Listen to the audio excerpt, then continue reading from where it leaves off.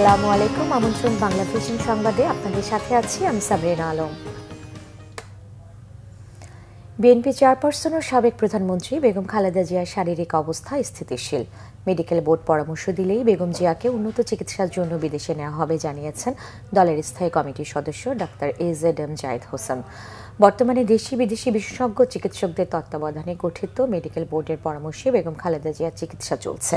হাসপাতালের সিসিওতে ডাক্তাররা যে চিকিৎসা দিচ্ছেন তা বেগম খালেদা জিয়া নিতে পারছেন বলে জানিয়েছেন ডাক্তার জাহিদ। গত রবিবার শ্বাসকষ্ট দেখা দিলে দ্রুত বেগম খালেদা জিয়াকে নেওয়া হয় রাজধানীর এভারকেয়ার হাসপাতালে। ৮০ বছর বয়সী খালেদা জিয়া দীর্ঘদিন ধরে হৃদরোগ, diabetes, arthritis, liver cirrhosis, kidney সহ নানা শারীরিক জটিলতায় ভুগছেন। দর্শক, রাজধানীর এভারকেয়ার হাসপাতালের সামনে আছেন বিশেষ প্রতিনিধি আহমেদ সরওয়ার। সরাসরি যুক্ত হচ্ছি তার সাথে। সরওয়ার, বেগম খালেদা জিয়ার চিকিৎসার সবশেষ কি তথ্য আছে?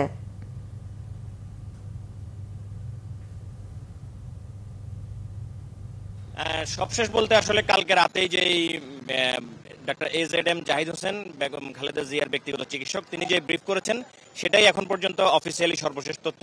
আর সকাল থেকে এখন পর্যন্ত আমরা যখন এখানে এসেছি তখন মাত্র একজন কেন্দ্রীয় নেতা এসেছিলেন, গাজীপুর বিএনপির আহ্বায়ক এবং সাবেক সাংগঠনিক সম্পাদক ফজলুল হক মিলন। তিনি এসে দেখে গেছেন।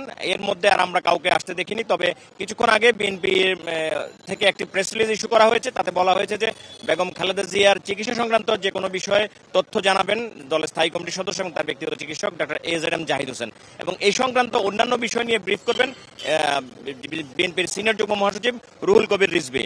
অতএব এর দুজনের বাইরে অন্য কোনো বক্তব্য বা ইয়াতে বিভ্রান্ত না হওয়ার বা কোনো কিছুকে আমলে না নেওয়ার জন্য অনুরোধ জানানো হয়েছে বিএনপির পক্ষ থেকে। তো সেই হিসেবে এখন পর্যন্ত আসলে দলীয় দায়িত্বশীল কেউ আসলে এখনো এতে আসেননি, আমরা দেখিনি, অন্তত বেরিয়ে আসে কেউ আমাদেরকে বলেননি। অতএব আমরা গতকালকে রাতে যে অবস্থা দেখেছিলেন যে কিছুটা মানে খারাপের ভালো, যেটা মানে প্রথম 2-3 দিন যেরকম খারাপ অবস্থা ছিল তার চেয়ে কিছুটা উন্নতি হয়েছে, সেই অবস্থায় আছে। আর তাকে বিদেশ নিয়ে যাওয়ার যে চেষ্টা চলছে জানিয়েছেন, এবং সুস্থ হলেই তাকে বিদেশ মানে ফ্লাই করার মতো অবস্থা হলেই, শারীরিক কন্ডিশন হলেই তাকে বিদেশ নেওয়ার চিন্তা করবেন তারা। এই সবগুলো বিষয় আসলে আগের মতোই আছে। নতুন কোনো কিছু যদি আমরা জানতে পারি, যদি ভিতর থেকে কোনো ডাক্তার AZM জাহিদ হোসেন যদি আমাদের কিছু জানান অথবা দলের দায়িত্বশীল কেউ যদি আমাদের কিছু জানান, সেটা আমরা জানাতে পারবো। এই এখন পর্যন্ত গতকাল রাতের ব্রিফিংটাই হলো খালেদা জিয়ার সর্বশেষ অবস্থা। ধন্যবাদ সরওয়ার। আন্তর্জাতিক প্রসঙ্গ। ভেনেজুয়েলা ও এর আশেপাশের আকাশপথ পুরোপুরি বন্ধ বিবেচনা করতে সংশ্লিষ্ট সবার প্রতি আহ্বান জানিয়েছেন যুক্তরাষ্ট্রের প্রেসিডেন্ট ডোনাল্ড ট্রাম্প।